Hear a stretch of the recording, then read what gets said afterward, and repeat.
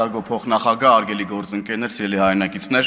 ուր թռավ Լևոն Քոչարյանը, փոքրիկ իշխանը, խոսած փախավ, ուրեմն Լևոն Քոչարյան, եթե նեղվել ես վարչապետի խոսքերից, ձեր ողջ խմբակցությանն ուղված ու պատիվ ունեմ ուղված, իմացի, որ հաջորդ հարց ու պատասխանին ձեզ ավելի խիստ գնահատականներ են սպասվում, որոնք արտահայտելու են ձեր ողջ էությունը, ձեր ապրած կյանքի մասին էլ։ Ես առասարակ Հեն կարծիքին եմ, որ երեխաներն իրանց ծնողների արարքների համար պատասխանատու չեն, մինչև այն պահը, երբ որ երեխաներն իրենք են հայտ ներկայացնում այդ պատասխանատվությունն իրենց վրա վերցնելու։ Ուրեմն լսի Լևոն Քոչարյան, ուշադիր լսի, ականջները ձգի ու լսի։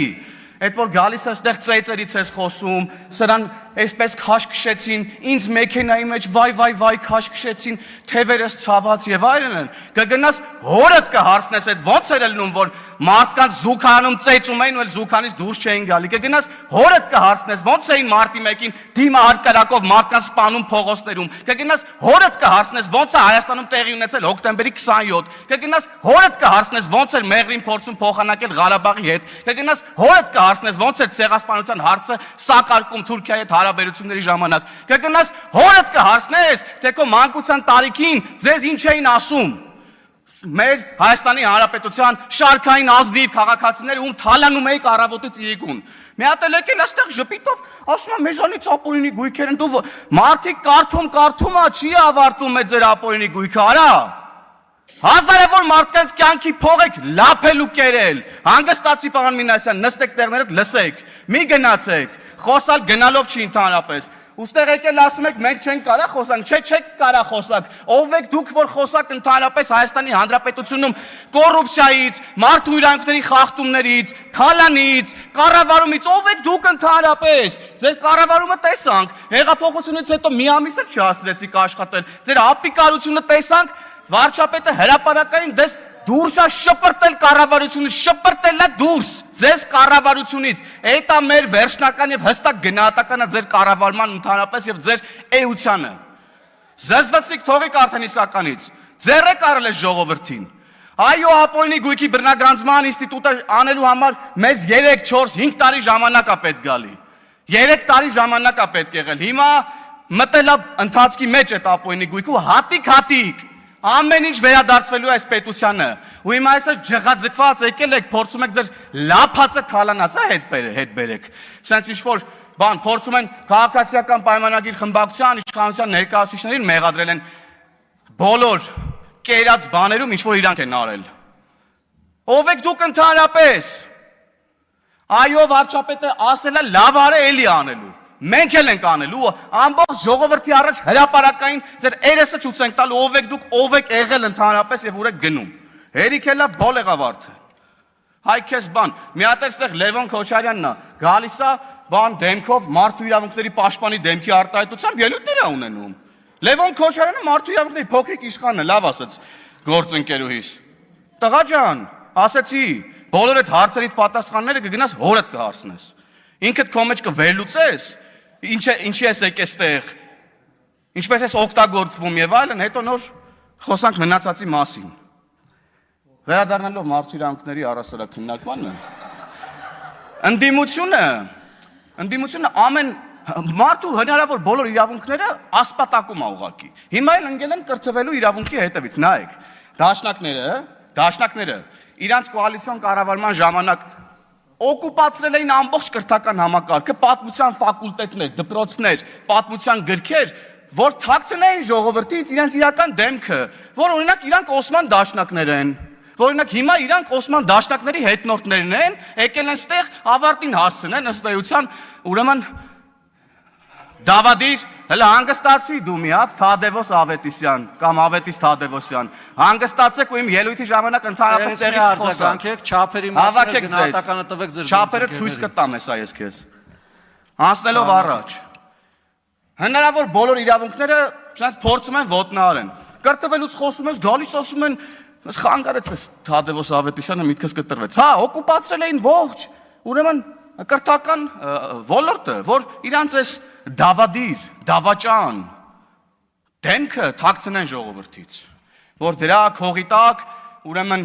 իրանց քաղաքական նպատակներ իրականացնեն, կրթեն սերունդ, որը չի գալու իրանց հետևից, որովհետև չգիտի իրանք ինչ են արել։ Մենք եկել ենք, ասում ենք իրանք ինչ են արել, պատմության դասագրքերում գրելու ենք հայ ժողովրդի պատմության բոլոր դրվագները, որին որ պետք է հայ ժողովուրդը ծանոթ լինի, որպեսզի մենք ելնենք ուրեմն իրական փաստերից եւ ապրենք եւ մեր ապագան կառուցենք իրողությունների վրա։ Իրական Հայաստան կառուցենք, այո, սիրելի գործընկերներ։ Մյուս իրավունքը, որ ասպատակում են ուրեմն այս ընդդիմադիրները, օրինակ խոսքի ազատությունն է եւ լրագրողների իրավունքներն առասարակ։ Մի հատ թթու բառ ասես լրագրողներին, վայ, կգան պլակատներով ստեղ կկապեն։ Ամենայն հարգանքով բոլորիդ նկատմամբ սիրելի գործընկերներ, ես էլ եմ լրագրող եղել։ Մի հատ թթու բառ ասեն, գիտես ինչ կանեն։ Էլ չեմ պատկերացնում, նյութեր կգրվեն, էլ չեմ ասում ինչ վերնագրերով եւ այլն եւ այդպես շարունակ, բայց որ օրինակ ընդդիմադիր падգամավորը գալիս է ասում է, որ լավ լրագրող լինեիք, կներեք այս ժողովրդական խոսքից, լավ լրագրող լինեիք, դուք էլ 4 սատ տուն կունենայիք։ Այսինքն էսի չես ասում։ Տիկին Թագուհի Թովմասյան, հարգելի լրագրողներ, դուք նորմալ եք ընկալում ես, հարցեր չունեք Թագուհի Թովմասյանին, դուք ընդհանրապես, դուք լավ լրագրող չեք։ Ես կարծում եմ, որ դուք լավ լրագրող եք։ 3-4 սատ տուն ունեք Երևանի կենտրոնում, հա? Օրինակ Տիկին Խամոյանը ունի, բան չունի, մյուս ընդդիմադիր նախկին լրագրողը ասելու Թագուհի Թովմասյանին։ Տիկին Թովմասյանը դիշ ծառայությունների դիմացեք 3-4 սատ տուն առել Երևանի կենտրոնում, մի հատ էլ երեսով եք տալիս այն լրագրողներին, ովքեր 3-4 սատ տուն չունեն։ Այ քեզ բան։ Էսա ձեր պատկերացումն առհասարակ մարդկային փոխհարաբերությունների, աշխատանքային փոխհարաբերությունների, ձեր խմբագրության լրագրողները ձեր ստարուկներն են։ Հա? Լավ լրագրողներ են ձեր խմբագրության լրագրողները։ Մարդա 4 սատ տուն առել եք իրանց համար, նենց փող տվել եք իրանց, որ մարդա 4 սատ, ինչեր եք խոսում ընդհանրապես։ Եվ պարոն Եղոյանը շատ ճիշտ է ասում, լրագրողական լրատվամիջոցների հաշվետվություններ կան, հələ մի հատ հրապարակեք, տեսնենք այդ որտեղից ձեզ այդ գումարները։ Եվ ես պետական կառույցներին նաև կոչ եմ անում եւ պահանջում եմ բացել ուրեմն լրատվամիջոցների մասին օրենսդրությունն ու կարդալ եւ հասկանալ, որ եթե կան լրատվամիջոցներ, որոնք հաշվետվություն չեն ներկայացրել, նրանք կարող են նաեւ չհավատարմագրել այդ լրագրողներին։ Հարգելի պետական կառույցի համապատասխան բաժինների գործընկերներ, հետևեք օրենքի տառին եւ պահանջին, խնդրում եմ։ Եվ սիրելի լրատվամիջոցներ, մեր հանրությանը ասեք, ձեր եկամուտները որտեղից են,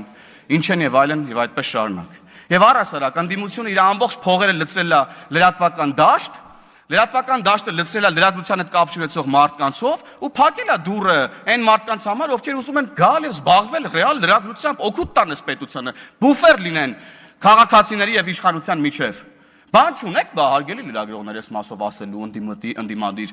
գործընկերներին, ովքեր ղեկավարում են մի շարք լրատվականներ, թե մենակ մեզ պետք է գաք ինչ-որ sense խառը խաչաձև հարցեր տակ, երբ որ մի ամիտ մեկն ու մեկս մի ավել պակաս բառ կասի կամ հղում կանի ձեր սիրելի տերտերների ասած բառերի վրա։ Մի հատ կարող է գաք էթիկայի հանձնաժողովի պահանջով մեզ դիմում գրեք, որ Թագուհի Թովմասյանի վերաբերյալ էթիկայի հանձնաժողով ստեղծի, հա? Թե դրանից ավելի քիչ եք նեղվել։ Եվ կարծում եմ այստեղ էլ, այսինքն մարդկանց իմ ընկալում ընդդիմադիրները բոլոր լրագրողներին գերեվարել են առասարակ եւ հիմա լրագրողներից ուղակի ձայն չենք լսում։ Եվ նաև Տիկին Մանասյան, դուք լուսաձայնային նռնակների հատուկ միջոցների մասին խոսեցիք, բայց ես ուզում եմ արձանագրել, թե ինչ է տեղի ունեցել Հայաստանի Հանրապետությունում բոլորիս համար։ Հարցը նոյեմբերի 9-ն է նախ տեղի ունեցել։ Եվ նոյեմբերի 9-ից հետո նախ մենք պետք է արձանագրենք, որ նոյեմբերի 9-ը, մարտի 1-ը եւ հոկտեմբերի 27-ը սրանք նույն շղթայի պատասխանատուների ձեռի գործն է։ Եվ մեր մեղքն է նաև, որ մինչև այսօր այդ բացահայտումները մինչև վերջ արված չեն, բայց այս քանի օրերի ուժային նաև իրավապահ մարմինների զեկույցները մեզ հույս են ներշնչել, որ ոչ վաղ ապագայում մենք առնվազն շոշափելի արդյունքներ այս իմաստով կտեսնենք։ Բայց ես ուզում եմ ասեմ, որ մեր ընկալումը, բառամթերքը Հայաստանի Հանրապետությունում տեղի ունեցող իրավիճակի վերաբերյալ չի կարա լինի ստերիլ եւ այսպես ասած շատ նման այլոց։ Մենք մի պետություն ենք, որտեղ ահաբեկչություն է տեղի ունեցել։ Մի պետություն ենք, որտեղ 2020 թվականին ահաբեկչություն է տեղի ունեցել։ Ես դա ահաբեկչություն եմ որակում, որտեղ նպատակը Արարատ Միրզոյանին սպանելը չէր, նպատակը բոլոր պետական պաշտոնյաների կյանքի վրա հարձակում իրականացնելն էր եւ սահմանադրական կարգը տապալելն էր, պետությունը լուծարելն էր։ Եվ հետևաբար, եւ մանավանդ, երբ որ մարդիկ հարձակվում են ազգային ժողովի շենքի վրա եւ կիրառվում է հատուկ միջոց, մեկն էլ վերցնում է, որ այդ հատուկ միջոցը հետ շպրտի իրավապահ մարմինների վրա, ովքեր հասարակական կարգ են պահպանում եւ վնասվածք է ստանում, ամենայն ցավով ես ցավում եմ, որ նման դեպքեր առասարակ մեր քաղաքացիներից որևէ մեկի հետ տեղի ունեն, անկախ նրանից, թե քաղաքացին ինձ ինչ է ասում։ Բայց մենք պետք է ընդհանուր կոնտեքստն ու իրավիճակն էլ նաև հաշվի առնենք, ընկալումներ չստեղծելու մեր հանրության մեջ, որ հատուկ միջոցներ են մեր կողմից կիրառվում եւ այլն եւ այդպես շարունակ։ Ես Չեխիայից պատվիրակություն եմ մի ժամանակ տարել էի որպես էքսկուրսիա օպերայի, ուրեմն Ֆրանսիայի հրապարակ, որ ցույց տալ թե մենք ինչ ժողովրդավար ենք եւ քանի ամիս է մեզ ինչ ասես չեն ասում, հասարակական կարգի տապալման կոչեր են անում, բայց վրանների մեջ խորոված քյաբաբ են ուտում։ Այսօր Արթուր Խաչատրյանն եկել այստեղ ասում է ծափ տվեք պարեմ։ Տո ծափ կտան կպարեք, կերքեք, ժամանակը կգա, ընես կպարեք, ընես կերքեք, դուք էլ չգիտեք դրա մասին։ Շնորհակալություն։ Շնորհակալություն, հարգելի գործընկերներ, այժմ եզրափակիչ ելույթ իրավունք ունի մարդու իրավունքների պաշտպան Անահիտ Մանասյանը, մինչև 15 րոպե Տիկին Մանասյան համեցեք։